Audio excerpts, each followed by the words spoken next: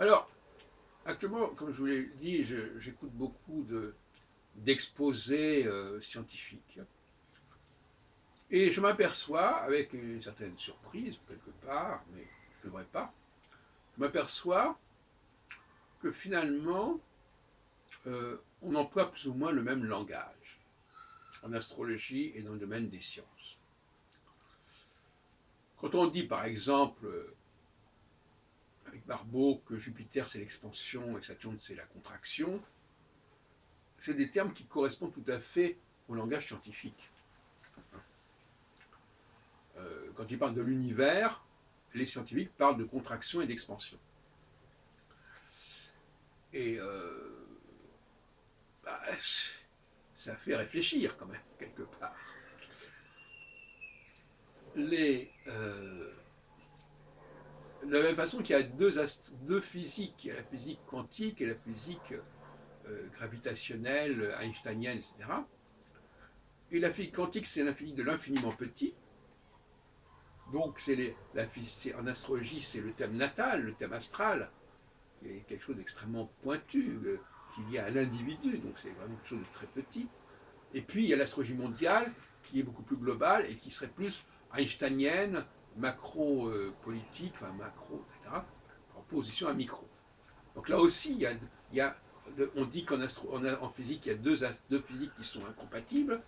Eh bien, en astrologie, on a aussi cette forme d'incompatibilité, quelque part, entre l'astropsychologie individuelle et l'astro-mondiale, qui est beaucoup plus globale.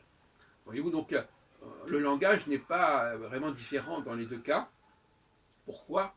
Parce que, quelque part, on pourrait presque dire que l'astrologie a été calquée sur l'univers, sur le monde.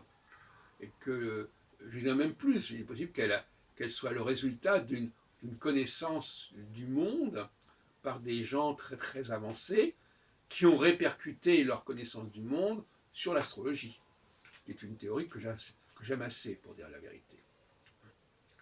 C'est-à-dire qu'autrement dit, il y a un emprunt, il y a un emprunt d'astrologie au discours scientifique.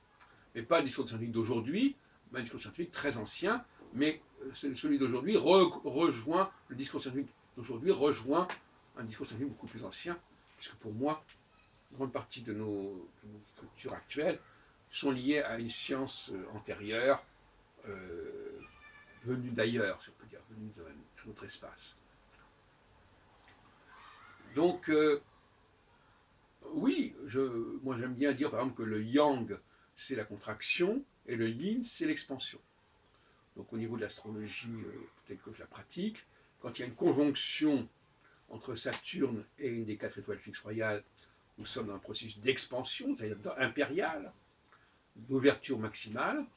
Et quand il y a un écart, une distanciation entre Saturne et les quatre bases stellaires, que sont Aldébaran, Antares, Fomalhaut et Régulus, on est dans une phase de contraction. Voilà. Donc voilà ce que je voulais dire, c'est que finalement, le langage de l'astrologie, les structures de l'astrologie sont calquées quelque part sur un savoir scientifique très ancien et que nous recouvrons et que les scientifiques d'aujourd'hui redécouvrent avec notamment au XXe siècle la physique einsteinienne et la physique quantique.